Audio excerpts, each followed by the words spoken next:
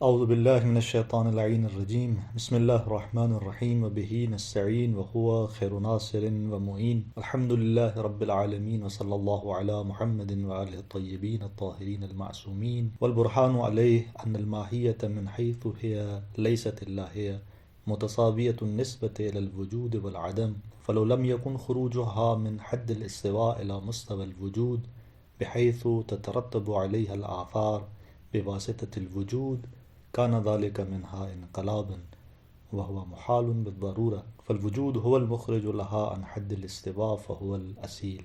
ہماری گفتگو فلسفہ اسلامی بدایت الحکمت کتاب کے سلسلے میں تھی، اور گزشتہ درس کے اندر مرحلہ اولیٰ کی فصل چہارم کو یعنی چوتھی فصل کو ہم نے آغاز کیا، اور یہ فصل اس حوالے سے تھی کہ وجود اصیل ہے اور ماہیت اعتباری ہے۔ اس سلسلے میں ہم نے گزشتہ درس کے اندر اصیل کیا ہے اور اعتباری کیا ہے اس کو بیان کیا، اور پھر اس مسئلے کے اندر جو اقوال موجود تھے ان اقوال کو بیان کیا گیا، اور اسی طرح ہم نے بیان کیا کہ علامہ طباطبائی کی نظر یہ ہے کہ وجود اصیل ہے اور ماہیت اعتباری۔ آج کے اس درس کے اندر جب ہم نے اصیل اور اعتباری کا معنی بیان کر دیا، اور اسی طرح نظریہ بیان کر دیا، مدعا بیان کر دیا کہ وجود اصیل ہے اور ماہیت اعتباری، تو محل نزاع یہ تھا کہ ہم نے عرض کیا کہ آیا وجود اصیل ہے یا ماہیت اعتباری ہے۔ تو بحث یہاں پر تھی کہ جب ہمارے ذہن میں ایک مفہوم وجود کی صورت میں حاصل ہوا اور دوسرا ماہیت کی صورت میں آیا، تو یہاں پر ہم دیکھ رہے تھے کہ یہ مفہوم وجود خارج میں اس موجود چیز کی جس جہت سے حکایت کر رہا ہے چونکہ خارج میں،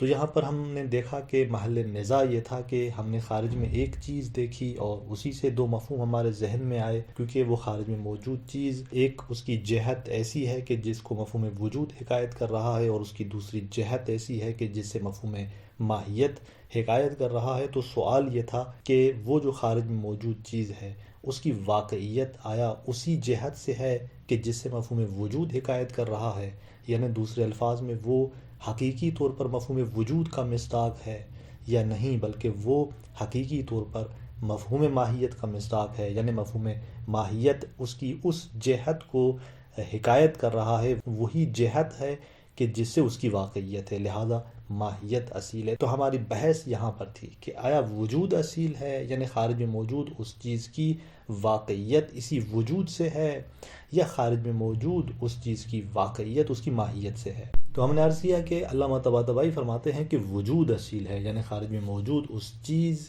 کی واقعیت اسی کی اس جہت سے ہے کہ جس سے وجود حکایت کر رہا ہے، بس وجود اصیل ہے، اور ماہیت کے جو اس واقعیت کی حالت کو ہمارے لیے بیان کر رہی ہے وہ واقعیت ساز نہیں ہے، وہ حقیقی اور بذات طور پر واقعی نہیں ہے، بلکہ اس کی موجودیت جو ہے وہ اسی وجود کے توسط سے ہے۔ تو یہ مدعا تھا ہمارا محل نزاع کے اندر، اور اس سلسلے میں علامہ دلائل بیان کرنے جا رہے ہیں، اور آج کے اس درس کے اندر پہلا برہان یعنی استدلال کہ جس کو بیان کرنا چاہتے ہیں، توضیحی طور پر میں نکات کو اور ان مقدمات کو آپ کے سامنے بیان کرتا ہوں، اور پھر ہم کتاب کی عبارت کی طرف چلیں گے۔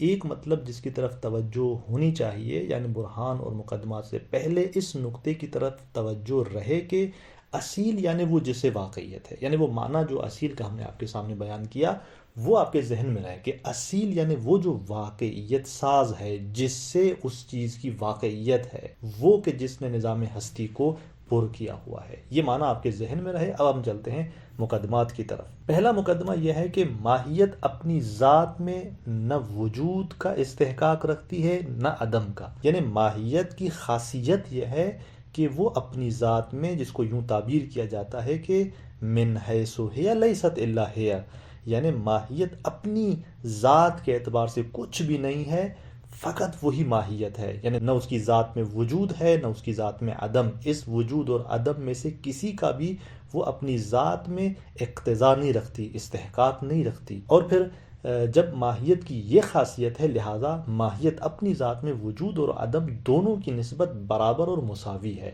نہ وجود کی طرف اس کا رجحان ہے عدم پر، نہ عدم کی طرف اس کا رجحان ہے، ترجیح ہے وجود کی نسبت، بلکہ اس کی حالت ان دونوں کی طرف مساوی ہے۔ یعنی ممکن ہے ایک ماہیت تصور ہو اور موجود نہ ہو، یعنی اگر وجود ضروری ہوتا ایک ماہیت کے لیے تو وہ اپنی ذات میں اس وجود کا اقتضا رکھتی، کبھی بھی وہ معدوم نہ ہوتی، جبکہ ماہیت قابل تصور ممکن ہے کہ وہ تصور تو ہوئی ہے ہمارے ذہن کے اندر لیکن معدوم ہو، اسے وجود حاصل نہ ہو، اور وہ ماہیت کی جو موجود ہے وہ پھر معدوم ہو جائے، یعنی وجود اس سے جدا ہو جائے، وجود اس سے لیا جائے۔ تو اس کا مطلب یہ ہے کہ ماہیت اپنی ذات کے اندر وجود اور عدم کی نسبت برابر اور مساوی ہے۔ دوسرا مقدمہ یہ کہ اگر ماہیت کا اس حالت سے وجود کی طرف بڑھنا وجود کے توسط سے نہ ہو تو انقلاب لازم آئے گا۔ یعنی اب آپ نے دیکھا کہ ماہیت اپنی ذات کے اندر تو وجود کا استحقاق نہیں رکھتی، جس طرح عدم کا نہیں رکھتی، اس کی حالت برابر ہے۔ اب اگر یہی ماہیت اپنی اس حالت سے کہ جس کو ہم استواء النسبت کی حالت کہتے ہیں، کہ یعنی جس حالت میں ماہیت مساوی ہے وجود و عدم کی طرف، اپنی اس مساوی حالت سے وجود کی طرف بڑھنا اس ماہیت کا اگر وجود کے ذریعے نہ ہو، یعنی وجود نے اسے واقعیت اور موجود نہ بنایا ہو، خود بخود وہ اس تحقق اور واقعیت میں آ گئی ہو، تو یہ انقلاب لازم آئے گا۔ یعنی ماہیت کی جس کی حالت مساوی تھی وجود و عدم کی طرف، اور وہ وجود کے بغیر اگر وہ اس وجود کی طرف بڑھ رہی ہے، یعنی تحقق کی طرف بڑھ رہی ہے، یعنی واقعیت کی طرف بڑھ رہی ہے، یعنی دوسرے الفاظ میں یہ ماہیت وجود کے بغیر واقعی بن رہی ہے اور وجود پا رہی ہے، تحقق پا رہی ہے، تو اس کا مطلب یہ ہے کہ یہ انقلاب ہے۔ انقلاب ہے یعنی کیا مطلب؟ یعنی ایک چیز جو اپنی ذات میں وجود کی اقتضا نہیں رکھتی اور وہ پھر موجود ہو جائے بغیر تحقق اور وجود کے، تو یعنی اس کا مطلب یہ ہوا کہ وہ خود بخود اس کی ذات میں ایک تبدل آ جائے، بغیر علت کے، بغیر کسی ذریعے کے تبدیلی آ جائے، اور یہ خود بخود تبدیلی ایجاد ہونا ایک چیز کے اندر، یہ انقلاب کہلاتا ہے۔ اور انقلاب کا مطلب یہ ہے کہ یعنی ماہیت کی ذات میں کسی تبدیلی کے بغیر خود بخود وہ موجود ہو جائے، یعنی جب اس کی ذات کے اندر وجود کی اقتضا ہی نہیں تھی، اس کی ذات وجود کی نسبت مساوی تھی، اب اگر یہ واقعیت پا رہی ہے نظام ہستی کے اندر اور وجود کے بغیر، تو اس کا مطلب یہ ہوا کہ وہ خود بخود تبدیل ہو رہی ہے، خود بخود جو ہے اس کے ذات کے اندر ایک تبدیلی آ رہی ہے جو اسے اس حالت استواء النسبت سے کہ جہاں وہ مساوی تھی وجود و عدم کی نسبت، اس حالت سے اس ماہیت کو نکال کر موجود بنانے والی چیز کوئی اور ہے ہی نہیں بلکہ یہ خود بخود ہو رہا ہے، تو اس کو انقلاب کہا جاتا ہے۔ اور تیسرا مقدمہ یہ کہ انقلاب محال ہے۔ اور پھر یہ انقلاب محال ہے، کیوں محال ہے؟ اس لیے انقلاب محال ہے کہ یہاں پر ہم دیکھتے ہیں کہ یہی ماہیت اپنی ذات میں جو وجود و عدم کی طرف مساوی تھی، برابر کی نسبت رکھتی تھی، اور اب وہی ماہیت اپنی ذات میں بغیر کسی وجود کے، بغیر کسی یعنی سبب کے، وہ کیا ہو رہی ہے؟ وہ موجود ہو رہی ہے۔ بس اس کا مطلب یہ ہوا کہ ایک مرتبہ ماہیت کی ذات وجود کی اقتضا نہ رکھے اور ایک مرتبہ خود بخود موجود ہو جائے، یعنی وجود کی اقتضا اس کے اندر وجود پائے۔ تو یہ در واقع دو نقیض کا اجتماع ہوا اس ماہیت کے سلسلے میں، لہٰذا اس کو ہم کہتے ہیں کہ یہ انقلاب ہے اور یہ محال ہے۔ نتیجہ یہ نکلتا ہے کہ بس وجود ہے جو ماہیت کو اس استواء النسبت سے نکال کر اسے موجود بناتا ہے، بس وجود اصیل ہے۔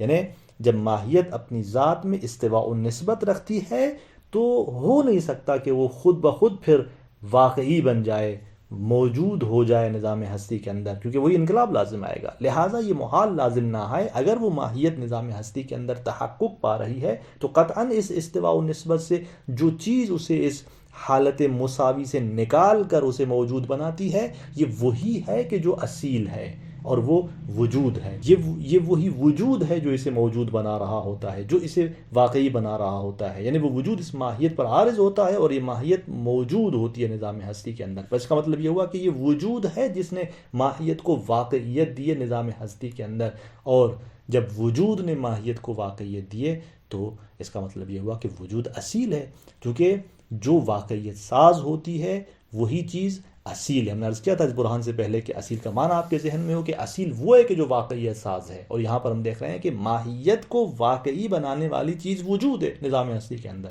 بس لہٰذا ان وجود اور ماہیت میں سے وجود ہی ہے کہ جو اصیل ہے۔ اب آپ اس مطلب کو، اس برہان کو علامہ کی اس عبارت کے اندر دیکھیں کہ فرماتے ہیں کہ والبرہان علیہ، کہ اس مطلب پر کہ وجود اصیل ہے اور ماہیت اعتباری، برہان اس طرح سے ہے کہ ان الماہیت من حیث ہی لیست الا ہی، ماہیت اپنی ذات کے اعتبار سے نہیں ہے مگر خود وہ ماہیت، متساویۃ النسبۃ الی الوجود والعدم، اور اس کی نسبت وجود و عدم کی طرف برابر ہے۔ یہ وہی پہلا مقدمہ تھا جو ہم نے عرض کیا تھا کہ ماہیت اپنی ذات میں وجود و عدم دونوں کی طرف مساوی ہے، برابر ہے۔ اپنی ذات میں وہ نہ وجود کا اقتضا کرتی ہے نہ عدم کا۔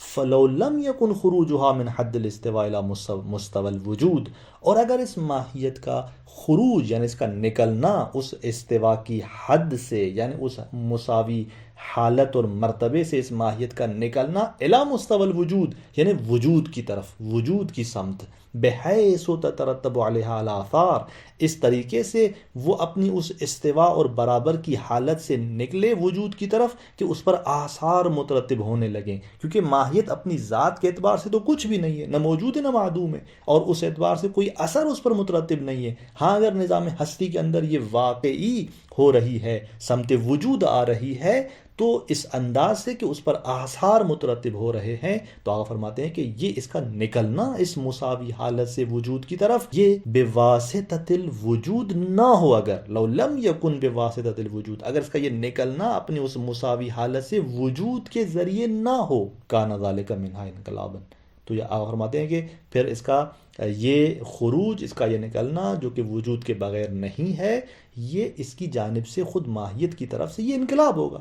یعنی وہ ماہیت کے جو ہم نے دیکھا کہ اپنی ذات میں کچھ بھی نہیں ہے، مساوی حالت رکھتی ہے، استواء النسبت ہے وجود و عدم کی طرف، اور پھر وہ ایک دم جو ہے موجود ہو رہی ہے بغیر اس کے کہ وجود اس پر عارض ہو، بغیر اس کے کہ وجود اسے واقعیت دے دے، وہ خود بخود جو ہے موجود ہو رہی ہے، تو یہ انقلاب ہے۔ وہو محال بالضرورہ، اور انقلاب یعنی وہ جس میں عرض کیا کہ یعنی تبدیلی ہے اس ماہیت کے اندر بغیر کسی سبب کے اور خود بخود، اور یہ خود بخود تبدیلی جو اندر آ رہی ہے وہ محال بالضرورہ، یہ بالبداہہ واضح طور پر کیا ہے، محال ہے۔ فالوجود هو المخرج لها عن حد الاستواء فهو الاصیل، پس نتیجہ یہ ہوا کہ وجود ہی ہے کہ جو خارج کرنے والا ہے اس ماہیت کو اس مساوی حالت سے، کہ جس حالت کے اندر یہ وجود و عدم کی طرف مساوی تھی، نہ وجود اس کی ذات میں تھا نہ عدم، اور اس حالت سے وجود ہے جو اس کو نکالتا ہے نظام ہستی کے اندر، اسے تحقق اور واقعیت عطا کرتا ہے۔ فہو الاصیل،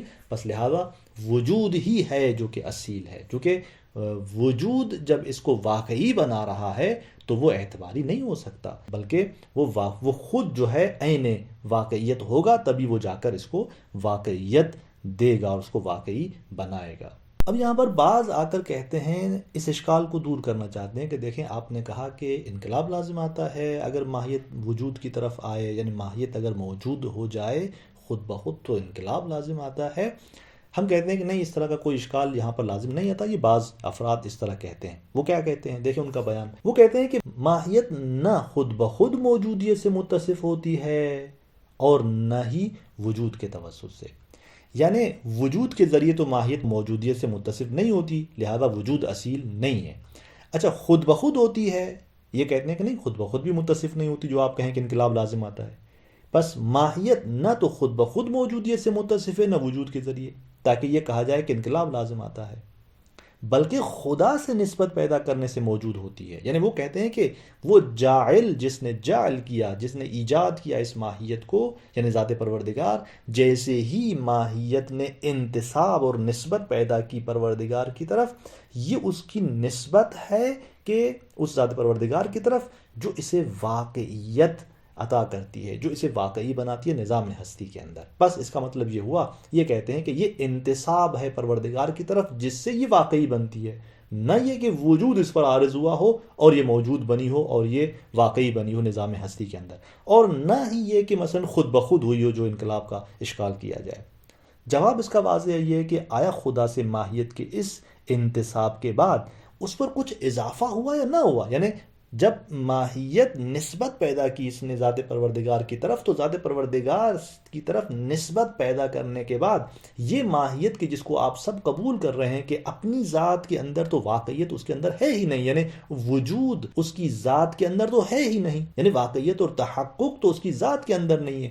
اب یہ جب انتساب پیدا کر رہی ہے پروردگار کی طرف، تو اس کے اندر آیا کچھ اضافہ ہو رہا ہے یا نہیں ہو رہا؟ یہاں پر دو صورتیں ہیں، اگر اس پر کچھ اضافہ ہوا ہے اور اسی سے وہ موجود ہوئی ہے تو عارض ہونے والی چیز وجود ہے، یعنی وجود اس پر عارض ہوا کہ جس وجود کے عارض ہونے کے بعد اس ماہیت نے نظام ہستی کے اندر قدم رکھا، موجودیت سے متصف ہوئی اور قدم رکھا اس نے اور واقعی بنی۔ اگر یہ صورتحال ہے تو ہم نے بھی یہی کہا کہ وجود ہے جو ماہیت کو موجود بناتا ہے، لہذا وہی اصیل ہے۔ بات پھر وہی ہوئی جو ہم نے کہی تھی۔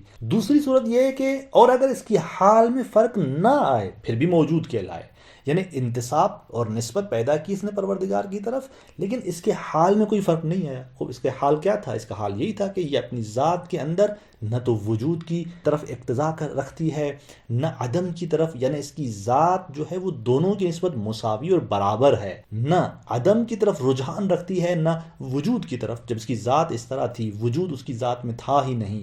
اب جب اس نے انتصاب پیدا کیا تو آیا اس کے حال میں فرق آیا کہ نہیں آیا؟ ہم کہتے ہیں کہ اس کے حال میں فرق نہ آئے اور پھر بھی یہ موجود کہلائے تو یہ وہی انقلاب ہے جو بیان ہوا۔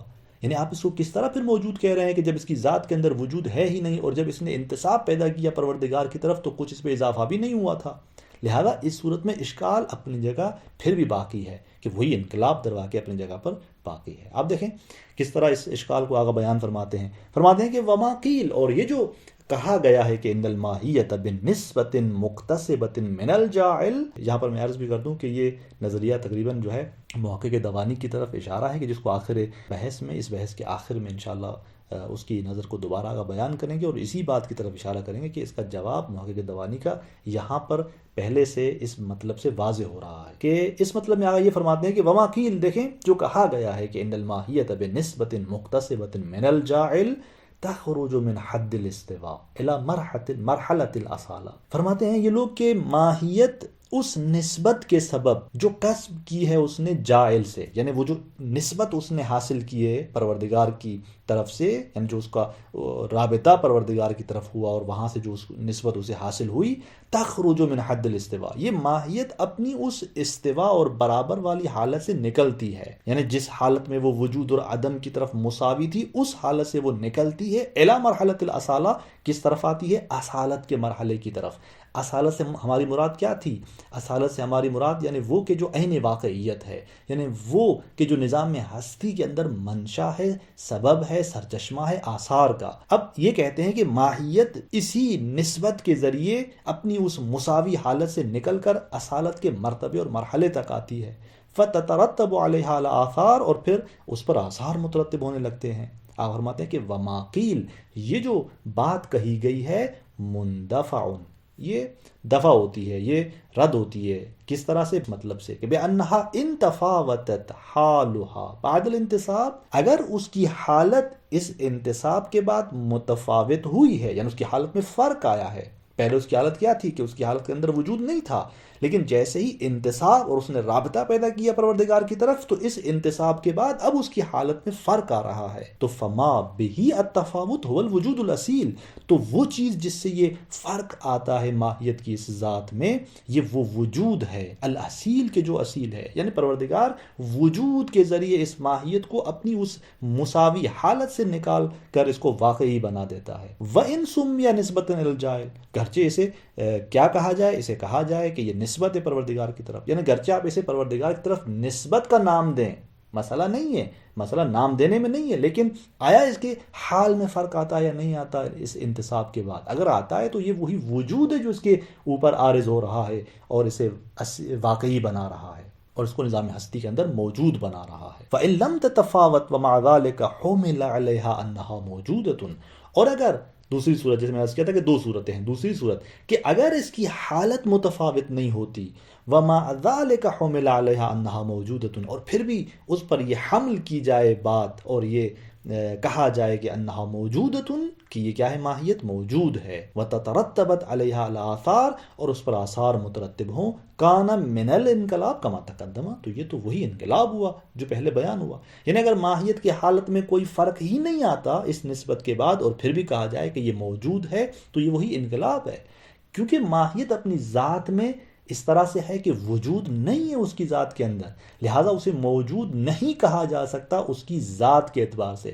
اب اگر نسبت کے بعد بھی کوئی فرق اس کے اندر نہیں آ رہا تب بھی اس کو موجود نہیں کہنا چاہیے، لیکن اگر موجود کہا جا رہا ہے تو یہ وہی انقلاب ہے کہ یعنی ماہیت بغیر اس سے کہ اس کے اندر کوئی تبدیلی آ جائے، خود بخود وہ موجود ہو جائے. تو یہ انقلاب یعنی وہی محال ہے. کیوں محال ہے؟ میں نے عرض کیا کہ وہی تناقض پیش آتا ہے کہ ماہیت اپنی ذات کے اعتبار سے کیونکہ موجود نہیں تھی اور اب خود بخود وہ موجود ہو جائے، یعنی وہ موجود ہو بھی اور موجود نہ بھی ہو.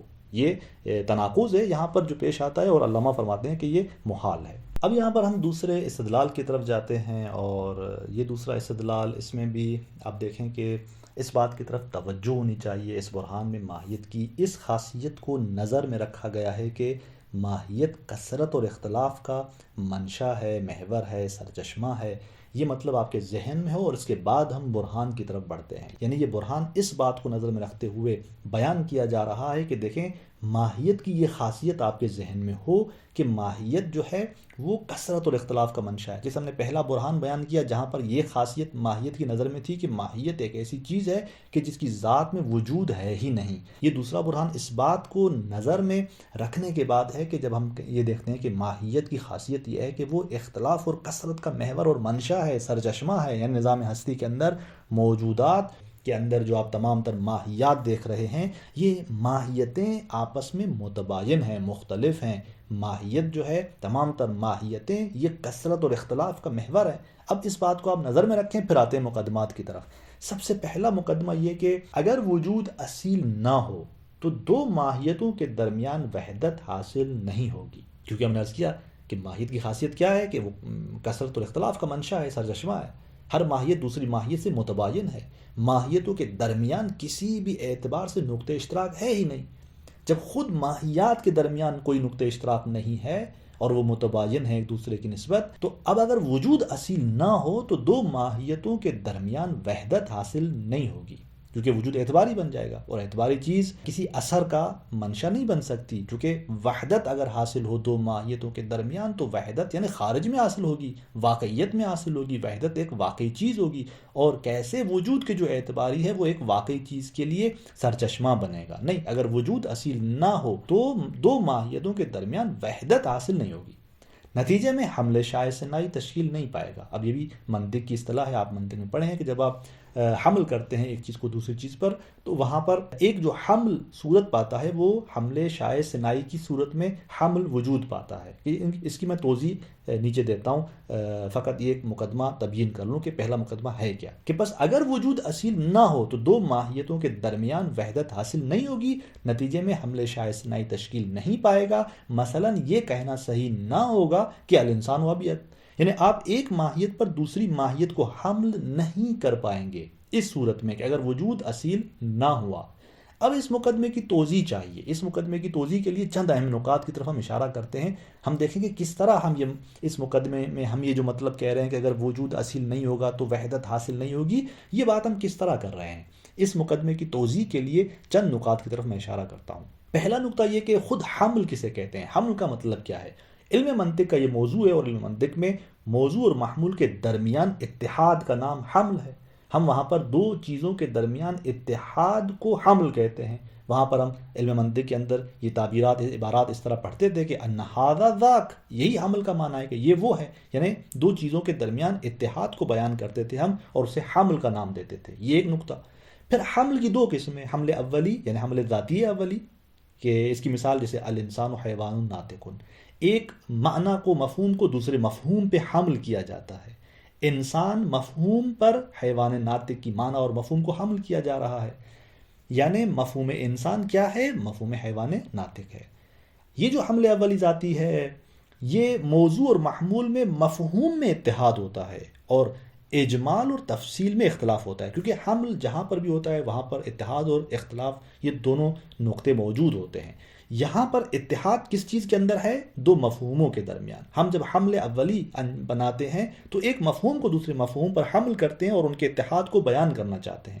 اختلاف کہاں ہوتا ہے یہاں پر؟ اختلاف یہاں پر اجمال و تفصیل میں ہوتا ہے. یعنی الانسان و حیوان ناطق جب ہم نے کہا تو الانسان کا مفہوم مجمل ہے، اور حیوان ناطق کا جو مفہوم ہے وہی انسان کا مفہوم ہے لیکن تفصیلی تر ہے. یہ وہی علم منطق کی تفصیلات ہیں جو وہاں پر آپ پڑھ چکے ہیں، میں فقط اشارہ کر رہا ہوں. اور دوسرا حمل شائع ثنائی ہے. مثلا الانسان ابیض، ہم کہتے ہیں کہ انسان سفید ہے. اور جس میں موضوع اور محمول مفہوم میں مختلف اور مصداق میں ایک ہوتے ہیں. یعنی اس حمل کے اندر خاصیت اس کی کیا ہے کہ موضوع اور محمول مفہوم میں مختلف ہوتے ہیں. دیکھیں آپ، انسان کا معنی اور مفہوم کچھ ہے، ابیض کا معنی اور مفہوم کچھ ہے. ابیض یعنی وہ جو کہ سفید ہو، سفیدی کا معنی اور مفہوم کچھ اپنا ہے، اور انسان کا معنی اور مفہوم اس سے الگ ہے.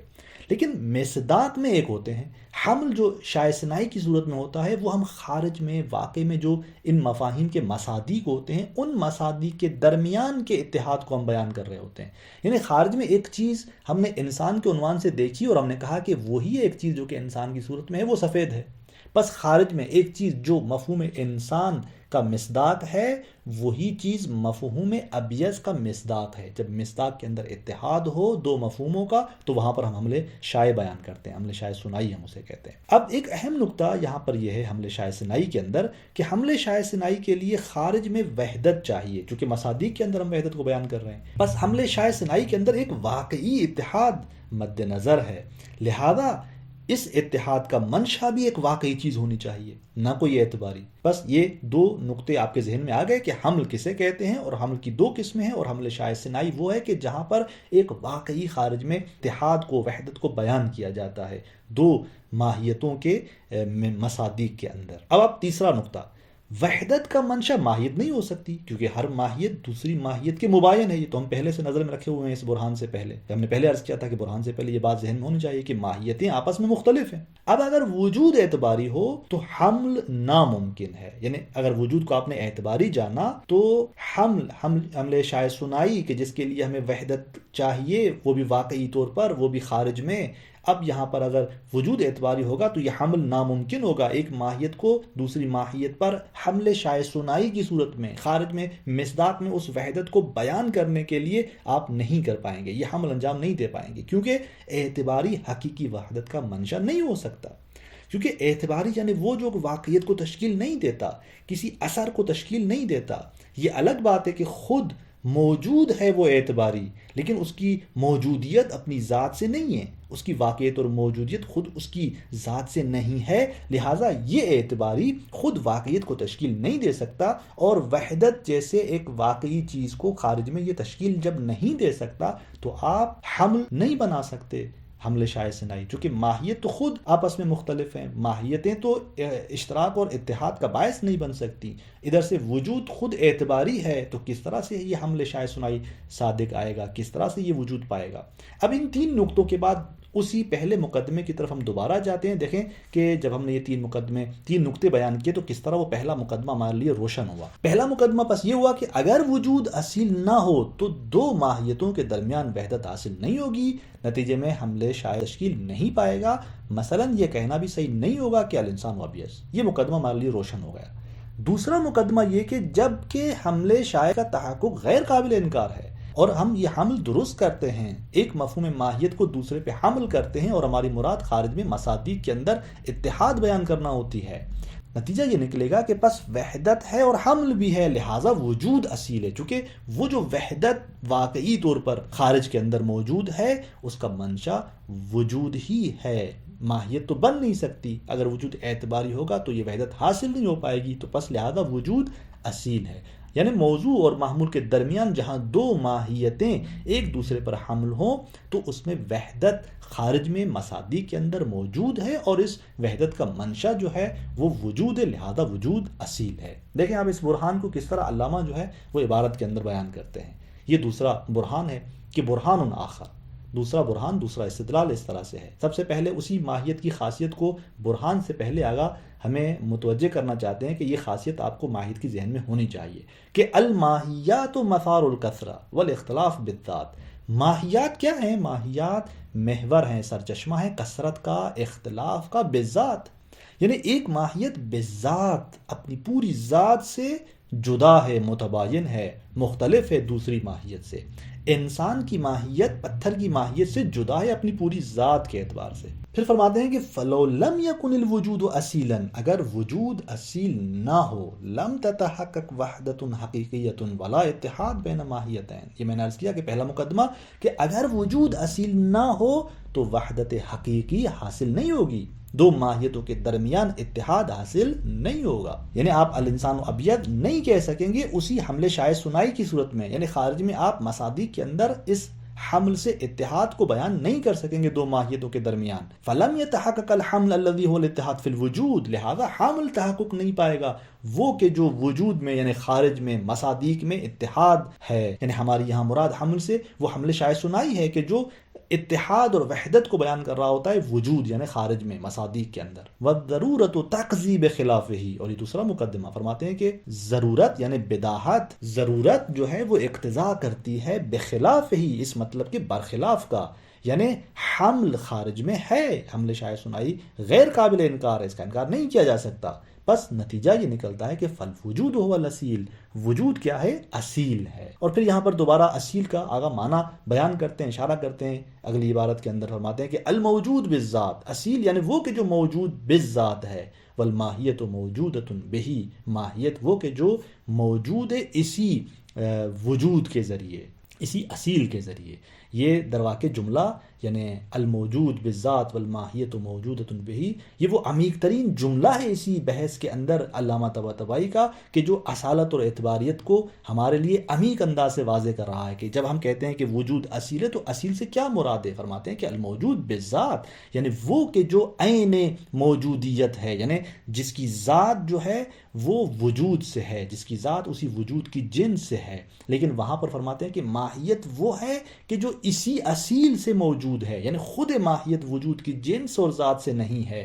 ہاں اگر ماہیت ہے، موجود ہے تو وجود کے توسط سے. تو بس لہذا اگر اب علامہ نے ماہیت کو اعتباری کہا ہے تو یہاں پر کہہ رہے ہیں کہ موجودۃ بہ، یعنی ماہیت اعتباری ہے علامہ کی نظر میں. لیکن اعتباری کا معنی صرف ذہنی کا نہیں ہے، بلکہ یہاں پر اعتباری کا مطلب یہ ہے کہ وہ بھی موجود ہے، لیکن کس کے ذریعے؟ لیکن وجود کے ذریعے. البتہ اس کی مزید عمیق تر توضیح جو ہے انشاءاللہ اس بحث کے آخر میں ہم دیں گے، کہ ایک اور عبارت بھی اس طرح کی علامہ کی آگے آئے گی، تو اس کے بعد انشاءاللہ ہم ایک مفصل عمیق تر توضیح اس سلسلے میں بیان کریں گے. تو یہاں تک مطلب روشن ہے اور واضح ہے کہ کس طرح جو ہے وجود اصیل ہے، ماہیت اعتباری ہے، اور یہ برہان کس طرح وجود کو اصیل بیان کر رہا ہے. اس کے بعد پھر ایک اور برہان کے جو تیسرا برہان ہے علامہ اس کی طرف اشارہ فرماتے ہیں، اور اس برہان کے لیے بھی میں یہاں پر دو نقطوں کی طرف آپ کو متوجہ کروں گا. سب سے پہلے جیسے علامہ خود عبارت کے اندر میں متوجہ کرتے ہیں کہ برہان اور مقدمات سے پہلے دو نقطوں پر توجہ رہے. پہلا نقطہ یہ ہے کہ اصیل یعنی وہ جو بذات آثار کا سبب ہو. یہ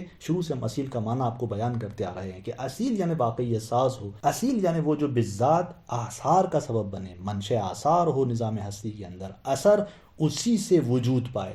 اور پھر دوسرا نقطہ ماہیت اپنی ذات کے ساتھ خارج اور ذہن میں پائی جاتی ہے. یہ بھی نقطہ آپ کے ذہن میں ہو کہ ماہیت جو ہے وہ ایک ایسی چیز ہے کہ جو اپنی پوری ذات کے ساتھ ذہن اور خارج دونوں جگہ پائی جاتی ہے، اور کوئی فرق بھی اس کی ذات میں نہیں آتا. یعنی اپنی مکمل ذات کے ساتھ وہ موجود خارجی ہے، وہی اپنی پوری ذات کے ساتھ موجود ذہنی بھی بنتی ہے. دونوں جگہ وہ حاضر ہوتی ہے، اس لیے کہ وہ عین خارجیت نہیں ہے، اس کی ذات اس طرح سے ہے کہ وہ وجود ذہنی اور وجود خارجی دونوں پیدا کرتی ہے. تو بس یہ نقطہ آپ کے ذہن میں ہو. اب ہم جاتے ہیں برہان کی طرف کہ برہان اس کے مقدمات کس طرح سے ہے. تو سب سے پہلا مقدمہ اس برہان کا یہ ہے کہ اگر وجود اصیل نہ ہو اور ماہیت اصیل ہو تو پھر ماہیت کو ذہن اور خارج دونوں جگہ آثار کا سبب ہونا چاہیے. جس طرح ماہیت کا خارج میں ہم ایک اثر دیکھ رہے ہیں، کیونکہ وہ اصیل ہے تو خارج میں جو موجود اثر ہے وہ بھی اسی ماہیت کا ہونا چاہیے. تو اب وہی ماہیت جب ذہن میں آتی ہے تو وہی اثر ذہن میں جب ماہیت آتی ہے تو تب بھی اس کا وہی اثر ہونا چاہیے، چونکہ وہی اصیل ہے. جب خارج میں تھی تو وہ اثر اسی سے وابستہ تھا، اور جب وہ ذہن میں آتی ہے تو وہی وہاں پر اثر اس کو رکھنا چاہیے. یعنی ماہیت کی جہت سے ذہن اور خارج میں فرق نہ ہونا چاہیے. یعنی اگر وہ اثر جو اس ماہیت کا خارج کے اندر ہے وہی اثر اسی ماہیت کا ذہن میں جب ماہیت آ جائے تب بھی ہونا چاہیے، کیونکہ ذہن اور خارج دونوں جگہ ماہیت بعین ہی موجود ہے. یعنی ماہیت تو جس طرح خارج کے اندر ہے ویسے ہی ذہن انسانی کے اندر آ جاتی ہے. تو جب ویسے ہی آ جاتی ہے تو یہاں پر اگر ماہیت اصیل ہے اور خارج میں ایک اثر اس سے وابستہ ہے تو وہی اثر ذہن انسانی کے اندر جب ماہیت آئے تب بھی ہونا چاہیے. تو یہ ایک مقدمہ کہ پس اگر وجود اصیل نہ ہو اور ماہیت اصیل ہو تو پھر ماہیت کو ذہن اور خارج دونوں جگہ آثار کا سبب ہونا چاہیے. دوسرا مقدمہ یہ کہ جبکہ ایک ماہیت کے ذہنی اور خارجی وجود میں فرق پایا جاتا ہے۔ ہم یہاں دیکھتے ہیں کہ ماہیت جب ذہن میں ہوتی ہے تو وہ اثر اسی کے پاس نہیں ہے جو خارج میں اثر حاصل ہوتا ہے۔ اگر ماہیت اصیل ہے تو دونوں جگہ اثر ہونا چاہیے اسی ماہیت کا، لیکن ہم دیکھتے ہیں کہ نہیں، فرق پایا جاتا ہے۔ مثال، آگ اپنے خارجی وجود میں حرارت کا سبب ہے۔ ہم نے کہا نا، اگر ماہیت اصیل ہے تو خارج میں جو آگ موجود ہے اس کے جلانے کا اثر بھی کس کا ہونا چاہیے؟ خود اس ماہیت کا ہونا چاہیے، جبکہ ذہنی وجود میں اس کا یہ اثر موجود نہیں ہوتا۔ یعنی ماہیت جب ذہن میں آتی ہے تو جلا نہیں رہی ہوتی، اس کی حرارت یہاں پر نہیں ہوتی، اور وجود اس فرض میں کیونکہ اعتباری ہے، اس واقعی فرق کا سبب تو نہیں ہو سکتا، چونکہ فرق تو واقعی طور پر موجود ہے۔ یعنی خارج میں وہی آگ، اثر اس کا جو ہے جلانے کا ہے، وہی ماہیت آگی جب ہمارے ذہن میں آتی ہے، چونکہ ماہیت اصیل ہے تو یہاں پر بھی وہ جلائے، یہاں پر بھی اس کا وہ اثر ہونا چاہیے، لیکن وہ یہاں پر اثر اس کا نہیں ہے۔ اب اگر کوئی آ کر کہے کہ یہ جو اس کا یہاں پر اثر نہیں ہے، یہ اس کے وجود ذہنی کی وجہ سے ہے اور وہاں پر وجود خارجی تھا، اسی لیے فرق ہے، تو ہم کہیں گے نہیں، وجود اس فرق کا منشا نہیں ہو سکتا۔ وجود تو اس فرض میں یہ ہے کہ وہ اعتباری ہے، اعتباری کیسے کسی حقیقی فرق کا سبب بن سکتا ہے؟ تو بس یہاں پر جب ایک طرف سے وجود اعتباری ہے، مدعا یہ ہے، اور ماہیت اصیل ہے، تو پھر یہاں پر آثار کے درمیان فرق نہیں ہونا چاہیے۔ لیکن ہم دیکھتے ہیں کہ آثار میں فرق ہے، جو خارج میں ہے وہ جلا رہی ہے، جو ذہن میں ماہیت آ رہی ہے وہ نہیں جلا رہی۔ تو نتیجہ کیا نکلے گا کہ ماہیت اصیل نہیں ہو سکتی، وجود ہی ہے جو اصیل اور منشأ آثار ہے، کیونکہ اگر ماہیت اصیل ہوتی تو وہ ہر جگہ منشأ آثار ہوتی، جو کہ اصیل کا معنی یہی ہے۔ اصیل، جیسے ہم نے عرض کیا، اس برہان سے پہلے دو نقطے آپ کے ذہن میں ہونے چاہیے کہ اصیل یعنی جو منشأ آثار ہے، اور ماہیت خارج اور ذہن کے اندر یعنی جب وجود پاتی ہے تو پوری ذات کے ساتھ وجود پاتی ہے۔ یہ دو نقطے آپ کے ذہن میں ہونے چاہیے، پھر اس برہان کو آپ دیکھیں تو نتیجہ یہی نکلتا ہے کہ ماہیت اگر اصیل ہے تو اس کے آثار دونوں جگہ محفوظ ہونے چاہیے، جبکہ ہم دیکھتے ہیں کہ ماہیت جب ذہن میں آتی ہے تو اس کا وہ اثر جو خارج میں تھا نہیں ہوتا۔ یہیں سے یہ بات روشن ہو جاتی ہے کہ بس وہ جو خارج میں اثر تھا جلانے کا، اسی آگ کا، وہ جو حرارت اس آگ کا اثر تھا، یہ اس آگ کی ماہیت کے سبب نہیں تھا، بلکہ یہ اس آگ کے وجود کے سبب تھا۔ لہٰذا وجود ہے کہ جو اصیل ہے اور منشأ آثار ہے۔ اب آپ دیکھیں کہ علامہ اس کو کس طرح عبارت میں بیان کرتے ہیں۔ فرماتے ہیں کہ برہان آخر کی یہ تیسرا برہان اور استدلال ہے۔ فرماتے ہیں کہ الماہیت توجد بوجود خارجی فتترتب علیہا آثارها۔ یہ برہان سے پہلے وہ نقطہ جس کی طرف علامہ متوجہ کرنا چاہتے ہیں کہ ماہیت موجود ہوتی ہے وجود خارجی سے اور اس پر آثار مترتب ہوتے ہیں۔ آپ دیکھیں کہ حتیٰ علامہ کے جو ماہیت کو اعتباری جان رہے ہیں، کس طرح یہ عبارات شواہد ہیں اور دلیل بن رہی ہیں اس بات پر کہ علامہ کی مراد اعتباری سے صرف ذہنی نہیں ہے، بلکہ یہاں پر اگر ماہیت کو علامہ نے اعتباری کہا ہے تو یہ ماہیت بھی موجود ہے خارج کے اندر، ہاں اس کا وجود پانا اپنی ذات سے نہیں ہے بلکہ وجود کے توسط سے ہے۔ یہ اعتباری کا معنی ہے علامہ کی نظر میں، جیسے ہم اس کو بار بار تکرار کر رہے ہیں، اور یہ عبارات علامہ کی شاید ہے خود اس مطلب پر۔ تو فرماتے ہیں کہ الماہیت توجد، اس لیے میں نے توجد کلمے کو یہاں ہائی لائٹ کیا ہوا ہے، ماہیت وجود پاتی ہے، کس سے؟ وجود خارجی سے، اس طرح سے کہ اس پہ آثار مترتب ہوتے ہیں۔ وَتُوجَدُ بِعَيْنِهَا بِوُجُودٍ ذِهْنِيٍّ، یہی ماہیت موجود ہوتی ہے بعینها، یعنی اپنی پوری اس ذات کے ساتھ جس طرح وہ خارج میں تھی۔ کہاں پر موجود ہوتی ہے؟ بوجود ذہنی، وجود ذہنی کے ذریعے، جہاں خارج میں اپنی پوری ذات کے ساتھ موجود تھی، وہی پوری ذات اس کی جو ہے ذہن انسانی کے اندر آ جاتی ہے اور یہ ماہیت موجود ذہنی بنتی ہے۔ کما سیاتی، جیسے کہ اس کی تفصیل آگے آئے گی وجود ذہنی کے حوالے سے۔ بس فلا يترتب علیہا شیء من تلک الاثار، اور نتیجہ یہ کہ جب یہ موجود ذہنی سے وجود پاتی ہے تو اس پر وہ آثار جو خارج میں تھے ان میں سے کوئی اثر اس پر مترتب نہیں ہو رہا ہوتا۔ یہ ماہیت کی خاصیت ہے۔ تو بس آگا فرماتے ہیں کہ یہ ماہیت کے جو دونوں جگہ وجود پاتی ہے خارج اور ذہن کے اندر، لیکن ہم دیکھتے ہیں کہ وہ آثار جو خارج میں اس ماہیت پر ہوتے ہیں وہی آثار اس کے ظرف ذہنی کے اندر اس ماہیت پر مترتب نہیں ہو رہے ہوتے۔ بس اس عبارت کے اندر علامہ ہمیں متوجہ کر رہے ہیں اس بات کی طرف کہ ماہیت وہ ہے کہ جو دونوں وجود کے ساتھ موجود ہوتی ہے۔ اب چلتے ہیں برہان کی طرف کہ فَلَوْ لَمْ يَكُنِ الْوُجُودُ هُوَ الْأَصِيلُ، اگر وجود اصیل نہ ہو، وَكَانَتِ الْأَصَالَةُ لِلْمَاہِيَّةِ، اور اصالت ماہیت کو حاصل ہو، یعنی نظام ہستی کے اندر آپ جو بھی واقعیت دیکھ رہے ہیں ہر چیز کی واقعیت اس کے وجود سے نہیں ہے بلکہ اس کے ماہیت سے ہے، لہذا ماہیت اصیل ہے۔